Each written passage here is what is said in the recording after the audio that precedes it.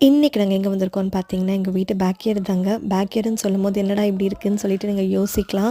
So ஒரு வீடு construction டைமில இருக்கும்போது பேக்யார்டு வந்து இந்த அளவுக்கு தாங்க இருக்கும். எதுவுமே லெவல் பண்ணாம, ஓப்பன் லேண்டா அதுக்கப்புறம் அது வந்து அந்த கிராஸ்லாம் பார்த்தீங்கன்னா, அப்படியே காடு மாதிரி வளர்ந்துருக்கும்.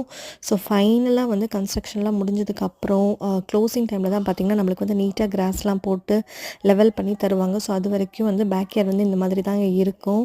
ஸோ இது ஆல்மோஸ்ட் வந்து க்ளோசிங் டைமில வரும்போது என்ன பண்ணுவாங்கன்னா, பேட்சா கிராஸ்லாம் எடுத்துகிட்டு வந்து அப்படியே லே பண்ணுவாங்க. அண்ட் ஃப்ரீக்வெண்ட்டாக வந்து தண்ணி ஊற்ற ஊற்ற கிராஸ்க்கு வந்து தண்ணி அடிக்கும்போது என்ன ஆகும்னா, அது வந்து நீட்டாக வந்து கிராஸாக வளர ஆரம்பிச்சிடும். அப்புறம் ரெகுலராக மந்த்லி பார்த்திங்கன்னா நம்ம வந்து லெவல் பண்ணுற மாதிரி இருக்கும். ஸோ இந்த வீடியோட ஸ்டார்டிங்கில் எப்படி இருந்துச்சுன்னு பார்த்துருப்பீங்க. அண்ட் இப்போ பாருங்கள் எவ்வளோ க்ரீனிஷாக எவ்வளோ சூப்பராக இருக்குன்னு. ஸோ க்ளோசிங் டைமில் பார்த்திங்கன்னா இந்த மாதிரி நீட்டாக வந்து க்ரீனிஷாக நம்மளுக்கு கொடுப்பாங்க. பார்க்குறதுக்கே அவ்வளோ அழகாக இருக்கும். கண்டிப்பாக இந்த வீடியோ உங்களுக்குமே பிடிச்சிருக்குன்னு நினைக்கிறோம். நெக்ஸ்ட் வீடியோவில் மீட் பண்ணலாம். பாய்.